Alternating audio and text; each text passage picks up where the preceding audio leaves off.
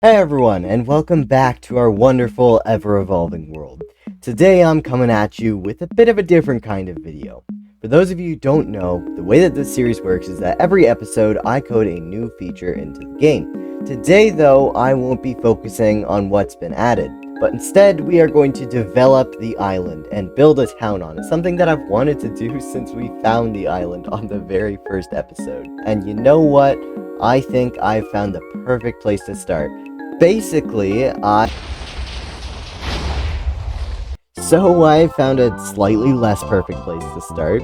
That meteor strike hit directly in one of the paths that I was actually happy about, but instead of just laying over the hole with dirt, I decided to have the totally original idea of filling the meteor hole in with water, and putting a bridge over it. The bridge itself was a style that I picked up from Dr. Trog with their Basically Modded series over on their channel.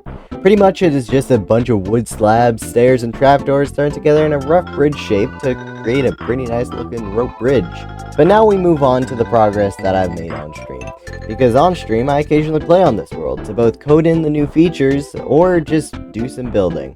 And while there is a massive half-built storage room in my basement, the biggest build that I've done on stream is without a doubt the massive museum that is centered around the first ever meteor that hit the world.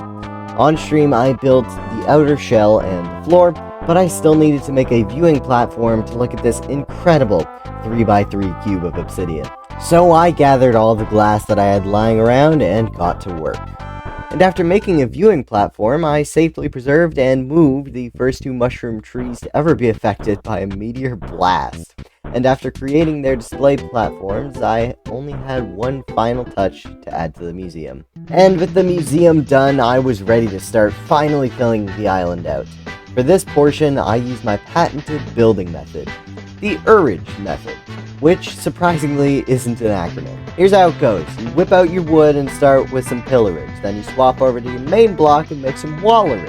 And then you finally try your hardest with the roof, because you know that you suck at roofs, and if you mess this up, then people will stop watching the video, and you'll get such a small amount of views that you'll be too embarrassed to post again, and you'll never be able to, and you're done. I even added this cool log framework structure in the middle, just for decoration. But before you move on through the rest of the island and the building of my brand new house, let me take the time real quick to tell you to check the description to find my brand new Discord and Patreon.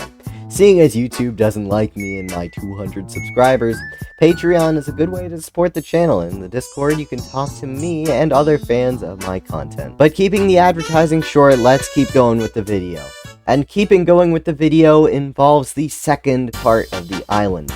And to move on to the second part of the island, we of course need a cool underground tunnel with a window to a potential aquarium. But let's save the aquariums for later.